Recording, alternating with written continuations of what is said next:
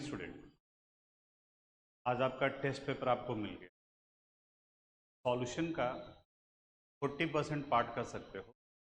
इसमें जितना हम लोग टाइम लगाए थे उससे रिलेटेड एक टेस्ट लिया, और ये वो पार्ट था जो आप ऑलरेडी क्लास 11th में पढ़ चुके हैं।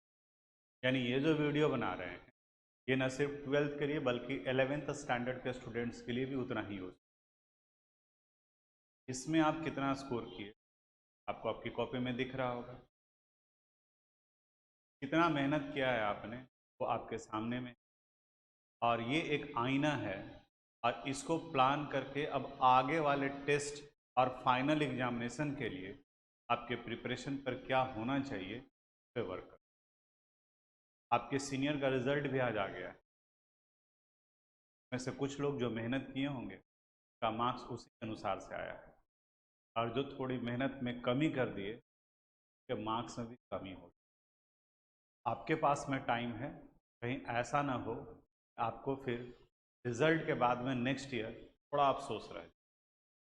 अभी टेस्ट में कम मार्क्स आया है, कोई बात नहीं, थोड़ा सा और इम्प्रूव करो, बात करो, हमसे बात करो। अभी जैसे देखो, आपके उस टेस्ट के लिए हम ये वीडियो बना रहे हैं, कोशिश करेंगे कि छोटा से छोटा हो, लेकिन फिर भी इसमें टाइम तो मेरा जा रहा है एक एक क्वेश्चन को एक्सप्लेन करने के लिए। पर्पस क्या है इसका? इसका पर्पस ये है कि अगर इस तरह का क्वेश्चन फिर पूछा जाए तो अब आपसे दोबारा वो गलती नहीं। दो पार्ट में टेस्ट हुआ था, सेट ए और बी इन दोनों का क्वेश्चन बिल्कुल सेम था, सेट सी एंड डी इन दोनों का क्वेश्चन सेम था, लेकिन ये पार्ट और ये पार्ट दोनों डिफर कर रहा था। हम आपको व्हाट्सएप कर दिए क्वेश्चन पेपर, यहाँ पर भी वीडियो में भी दिखेगा आपको। ये दो सेट में क्वेश्चन था, ये था सेट सी एंड डी का, और ये था question set A and B. अगर दिखता है तो आप पॉज करके भी देख सकते हो, बाकी हम सेंड भी कर देंगे, आप वहाँ से आप देख सकते हो। आज हम इसके सॉल्यूशन से रिलेटेड बात करेंगे। ए और B, C and D, format same था, सिर्फ थोड़ा थोड़ा चेंजेस कर दिया गया था। Very short answer type question 8 थे, 8 मार्क्स का, और 4 न्यूमेरिकल्स था 3 मार्क्स का, यानी 12 + 8 20 मार्क्स का क्वेश्चन था, और 45 मिनट्स टाइम आपको दिया गया था, यानी उतने में आपको सोल्व करना था। हम सेट ए बी और सी डी दोनों को मर्ज कर दे रहे हैं ताकि आपको वेराइटीज ऑफ क्वेश्चन जो एक जैसा क्वेश्चन था वो एक साथ में मिले। देखते हैं यहाँ पर, ध्यान से देखिएगा, जहाँ डाउट लगे वहाँ पर रोक करके एनालाइज कीजिए कि आप क्या लिख रहे थे, कहाँ आपका मार्क्स कटा है और सही क्या होना चाहिए। स्क्रीन पर यहाँ आपको क्वेश्चन दिखाई दे रहा है, डिफाइन नॉन एक्वस सॉल्यूशन, और वहीं सेट सी और डी में था डिफाइन एक्वस सॉल्यूशन। याद करो, non aqueous in which solvent is other than water. तो अदर देन वाटर का मतलब समझो जो सॉल्वेंट के रूप में काम करता है। आप में से कुछ लोग लिख दिए हैं मिल्क, कुछ लोग लिख दिए हैं शुगर सॉल्यूशन। अरे यार, मिल्क और शुगर सॉल्यूशन में ऑलरेडी वाटर प्रेजेंट है एक्सेस अमाउंट में, तो उसे नहीं लिखना है। नॉन एक्वस में सॉल्वेंट होगा अल्कोहल, बेंजीन, ईथर, ये सभी जो लिक्विड स्टेट में पाए जाते हैं ऑर्गेनिक सॉल्वेंट हुए, वो एग्जाम्पल होंगे नॉन एक्वस का। और जहाँ वाटर काम करता है सॉल्वेंट के रूप में, aqueous solution. The solution in which water act as a solvent is called aqueous, and the solution in which solvent is other than water is called non-aqueous. Example लिखना जरूरी था, अदरवाइज आपको हाफ मार्क्स ही मिलेगा। Non aqueous solution में जैसे हमने आपको बताया था कि आयोडीन को अगर अल्कोहल में डिसॉल्व कर देते हैं then it result the formation of iodine solution. ये आयोडीन सॉल्यूशन का फॉर्मेशन करता है, तो ये एग्जाम्पल हो गया नॉन एक्वस। वहीं अगर एक्वस सॉल्यूशन के एग्जाम्पल मिले तो बहुत सारे हो सकते हैं। शुगर को आपने वाटर में डिसॉल्व कर दिया, साल्ट को आपने वाटर में डिसॉल्व कर दिया, अब यहाँ ये फॉर्मेशन किया शुगर सॉल्यूशन का, इट इज शुगर सॉल्यूशन, तो it is an example of aqueous solution. Clear है क्वेश्चन फर्स्ट? सेकंड पर आते हैं, कह रहा है how many solute particles are in heptane, और यही था दूसरे वाले में पेंटानरी। हेप्टानरी में टोटल 7 कंपोनेंट, इस 7 में से एक सॉल्वेंट होगा जो एक्सेस अमाउंट में है, और बाकी का जो रेस्ट बचा हुआ रह गया उसे सॉल्यूट कहा जाएगा। यहाँ हेप्टानरी कहने का मतलब टोटल 7, लेकिन आपसे जो क्वेश्चन पूछ रहा है आप डायरेक्ट वही लिखिए।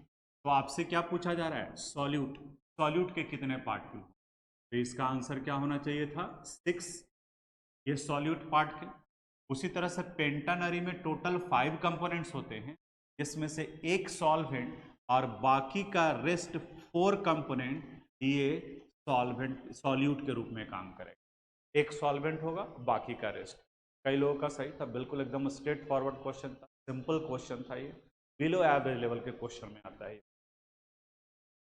नेक्स्ट क्वेश्चन था what is the molality of pure water. हाँ, ये क्वेश्चन 1 मार्क्स का पूछा गया तो आप डायरेक्ट आंसर लिखो, लेकिन अगर ये क्वेश्चन 2 या 3 मार्क्स का है तब उस कंडीशन में आपको सोल्व करना होगा। हम यहाँ सोल्व करके बताते हैं। वाटर ही, एक्चुअली ये क्वेश्चन टेक्निकली गलत है। टेक्निकली गलत इसलिए है क्योंकि हम लोग मोलैलिटी पूछ रहे हैं, मोलैलिटी सॉल्यूशन का होता है और solution is the homogeneous mixture, एक अकेले कभी मिक्सचर नहीं बनेगा, तो इसलिए टेक्निकली ये क्वेश्चन गलत है, बट कई कॉम्पिटिटिव एग्जामिनेशन में पूछा हुआ है, तो इसलिए यहाँ पर इसको बनाना है हमें। तो बनाना है तो यहाँ पर क्या कंसेप्ट काम करता है कि वाटर ही सॉल्यूट है और वाटर ही सॉल्वेंट है, और इनका अमाउंट नहीं दिया, तो अमाउंट आप कुछ भी मान सकते हैं, x भी मान सकते हैं, 1000 भी मान सकते हैं, 100 भी मान सकते हैं, लेकिन जो सॉल्यूट होगा वही उनका सॉल्वेंट। मान के चलते हैं कि हम x मान लिए, तो मास ऑफ सॉल्यूट, क्योंकि सॉल्यूट यानी वाटर को आप मान रहे हैं, इसे आप x ग्राम मान लिए। वाटर का मोलर मास आपको पता है, वाटर का मोलर मास होता है 18 ग्राम पर मोल। तो अब इसका मोल निकाल लो, mole is equal to mass by molar mass, x divided by 18, और यही सॉल्वेंट के रूप में भी काम कर रहा है, तो यहाँ पर सॉल्वेंट का मास ही x ही होगा। अगर यहाँ 100 लोगे तो ये भी 100, अगर यहाँ 1000 लेंगे तो ये भी 1000। अब सिंपल फार्मूला यूज कर लीजिए, molality is equal to number of mole of solute by mass of solvent. अगर ये ग्राम में है तो मल्टीप्लाई कर देते हैं 1000 से, तो number of mole x divided by 18 by x into 1000। देखो तो 18 नीचे चला आएगा, एक एक स्टेप एक्सप्लेन कर रहे हैं। तो x into 1000 divided by 18 into x। अब देखो ये x और ये x कैंसिल हो गया, बचा हुआ क्या रह गया 1000 divided by 18, and it would be equal to 15.55555 जाएगा, तो इसे हमें लिखना है 15.56 बुलल। बहुत बहुत बहुत इंपॉर्टेंट क्वेश्चन है ये, कई बार में रिपीट किया हुआ है, दिमाग में बैठा लो आप। ये क्वेश्चन 1 मार्क्स का क्वेश्चन पूछा, डायरेक्ट आप ये लिखना है। 1 मार्क्स से ज़्यादा का क्वेश्चन है तो इस तरीके से आप एक्सप्लेन, उम्मीद लगता है कि आपको समझ में आ गया हो। उसी तरीके से दूसरे सेट में जो क्वेश्चन दिए थे वो ये था, ये भी कॉम्पिटिटिव एग्जामिनेशन का क्वेश्चन है, वहाँ से आपको ये दिए हैं। यहाँ कह रहा है what will be the mole fraction of water in ethanol. Water और इथेनॉल का दोनों का मिक्सचर है कंटेनिंग इक्वल नंबर ऑफ मोल, लेकिन इन दोनों का नंबर ऑफ मोल सेम है, तो मोल फ्रैक्शन आपको निकालना है। तो यहाँ पर हम ये मान करके चल सकते हैं, number of mole of ethanol को x मान लिए, और number of moles of water ये भी इक्विमोलर है यानी कि x हो गया। अब किसका मोल का, what will be the mole fraction of water, तो mole fraction of water would be equal to number of mole of water by number of mole of water plus number of moles of ethanol. Water का number of mole देखो कितना है x, यहाँ पर भी क्या लिखेंगे x plus x divided by 2x, यानी वैल्यू कितना आ गया 1/2। आप 1/2 भी लिख सकते हैं या फिर आप इसे 0.5 भी लिख सकते हैं। तो ऑब्जेक्टिव क्वेश्चन में पूछा गया था, कॉम्पिटिटिव एग्जामिनेशन का था ये क्वेश्चन, और इसके पहले वाला क्वेश्चन दोनों हम समझते हैं जवाब से बन जाएगा इस तरीके का क्वेश्चन। नेक्स्ट क्वेश्चन की तरफ में बढ़ते हैं। What happen if more solute is added in super saturated solution. बताए थे आपको unsaturated solution in which we dissolve more solute, super saturated solution जो ऑलरेडी एक्सेस अमाउंट में डिजोल्व कर चुके हैं टेम्परेचर बढ़ा करके, अब उसमें और सॉल्यूट डालोगे तो जो एक्स्ट्रा पार्ट है वो प्रेसिपिटेट के रूप में क्रिस्टलाइज आउट हो जाएगा। यानी प्रेसिपिटेशन और क्रिस्टलाइजेशन विल टेक प्लेस, और ये भी कॉम्पिटिटिव एग्जामिनेशन का क्वेश्चन है, वहीं से लिया गया है। सेकंड वाले पार्ट में क्वेश्चन था why molality is preferred for experimental data. ये दोनों क्वेश्चन एक ही पूछ रहा है, एक ही बात है, दोनों में पूछने का तरीका बदल गया है। पहले में करा why molality is preferred for experimental data in place of molality, और दूसरे में करा why molality give constant value. तो पहले वाले का आंसर ही है दूसरा वाला है कि मोलैलिटी को इसलिए प्रीफर करते हैं क्योंकि ये कांस्टेंट वैल्यू देता है। अब कांस्टेंट वैल्यू क्यों देता है, वो इसके फॉर्मूला पर बेस्ड है। तो molality is equal to mole of solute divided by mass of solvent, mass of solvent into 1000। 1000 कब यूज करते हैं, जब ये ग्राम में। वहीं अगर मोलैरिटी निकाल रहे होते, मोलैरिटी, तो मोलैरिटी इज इक्वल टू होता है मोल बाय वॉल्यूम इनटू 1000। फिर से समझो, molarity depends on the volume of the solution. Volume varies with the temperature, temperature के साथ में वेरी करता है, यानी कि जाड़े में कुछ और वैल्यू होगा, गर्मी में कुछ और होगा। Molality depends on the mass of the solvent and mass is independent of temperature and therefore it give constant value. अब आप में से कुछ लोग बहुत बड़ा बड़ा लिख दिए, 1 मार्क्स का क्वेश्चन है, स्ट्रेट फॉरवर्ड लिखो why molality give constant value. तो आप बताओगे molality depends on the mass of the solvent and mass of the solvent is independent of temperature and therefore it give constant value. Temperature के change करने पर भी ये value change नहीं करेगा, जबकि मोलैरिटी टेम्परेचर के चेंज करने पर चेंज कर जाएगा। तो स्टेटमेंट आप अपने अनुसार से बनाओ, कंसेप्ट ये है, और इसके अनुसार से हमें लगता है कि आप पार्ट आपको समझ में आ गया हो। आगे बढ़ते हैं। Next, give an example of solution of liquid in gas. देखो लिक्विड इन गैस, अब आप तो कुछ भी लिख दिए हैं, कोई भी लिक्विड को लिख दिए, आपको ये भी देखना है कि वहाँ सॉल्यूशन बनना है, और सॉल्यूशन तभी बनेगा जब वो होमोजीनियस मिक्सचर होगा। तो इस चीज़ का ख्याल रखोगे, और एनसीईआरटी में जो टेबुलर फॉर्म में दिया हुआ है 9 टाइप्स दिया हुआ है, उसको आप ध्यान में रखो, उसको यूज करो। कई बार बोर्ड एग्जामिनेशन में क्वेश्चन ये पूछा हुआ है, तो इसलिए यहाँ मिस्टेक नहीं हो।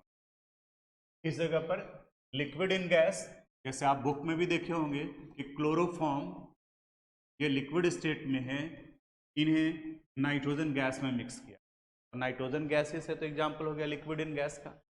दूसरे सेट में था give an example of solid solution, it means solute और सॉल्वेंट दोनों सॉलिड स्टेट में है, तो कोई भी एलवाई लिख सकते हो, आप में से लिखे भी हैं कॉपर एंड गोल्ड, ये भी हो सकता है, या आप इसकी जगह पर सिंपल एलवाई भी लिख सकते हैं।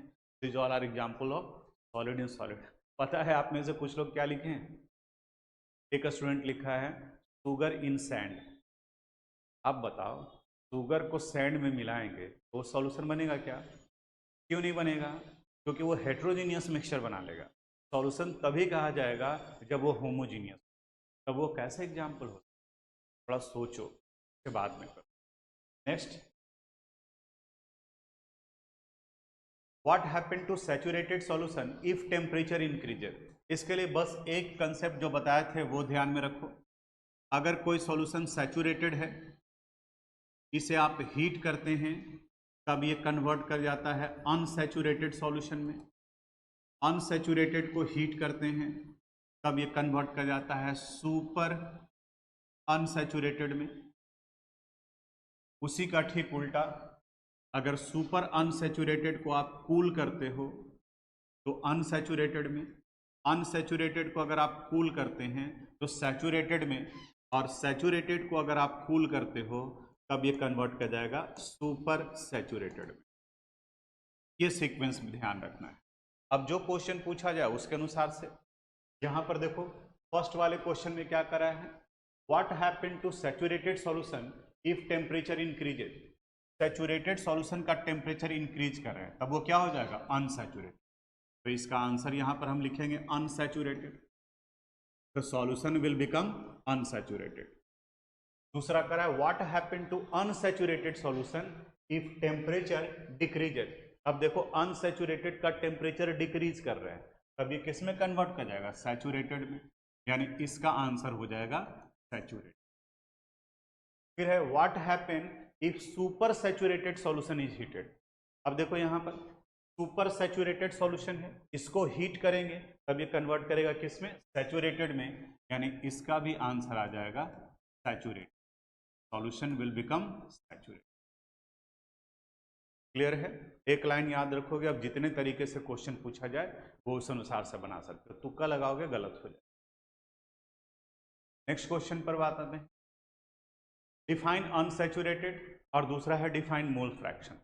Unsaturated the solution in which we dissolve more solute, यानी वैसे सॉल्यूशन जिसमें हम और सॉल्यूट को ऐड कर सकते हैं at that condition without change in condition, क्योंकि कंडीशन चेंज करके तो आप सैचुरेटेड में भी डिजोल्व कर सकते हैं, बट एट दैट कंडीशन आप अनसैचुरेटेड में और सॉल्यूट डिजोल्व कर सकते हैं। Mole fraction, it is the ratio of number of mole of a component and the total number of mole in solution. It is the ratio of number of mole of a component and total number of mole in solution. तो यहाँ से अगर हम लोग mole fraction A का निकालते हैं तो it would be equal to Na divided by Na plus 1 marks का क्वेश्चन है, डेफिनेशन पूछा जा रहा है तो डेफिनेशन लिखे और एक कोई इक्वेशन उसके सपोर्ट में दे दिए। अगर स्टेटमेंट के साथ में अगर कोई मैथमेटिकल रिलेशन आप देते हो तो आपके स्टेटमेंट को ज़्यादा इम्फैटिक बनाता है, ज़्यादा पावरफुल बनाता है, उसको स्ट्रेंथ प्रोवाइड करता है। यानी स्टेटमेंट में अगर कहीं वीकनेस भी रह गया है तो बाकी का ये इक्वेशन उसको थोड़ा सा और बढ़ा देता है। इन सब पार्ट को करोगे तो ये अभी हम लोग ऑब्जेक्टिव क्वेश्चन जो वेरी शॉर्ट आंसर टाइप का क्वेश्चन था उसको कंप्लीट कर लिया। आप ये मिला लिए कहाँ कहाँ पर मिस्टेक हुआ है, एक सेट के साथ में अगर आप ए और बी दिए होंगे, सी और डी के बारे में भी आपको पता चल गया, अगर सी और डी दिए होंगे तो आपको ए और बी के बारे में पता चल गया। वीडियो बड़ा नहीं हो इसलिए हम इसको यहीं रोकते हैं और नेक्स्ट वाले वीडियो में फिर हम आपको बाकी का ये दूसरे वाले पार्ट का करते हैं, यानी कि न्यूमेरिकल प्रॉब्लम। आज यहीं तक, thank you, thanks for watching.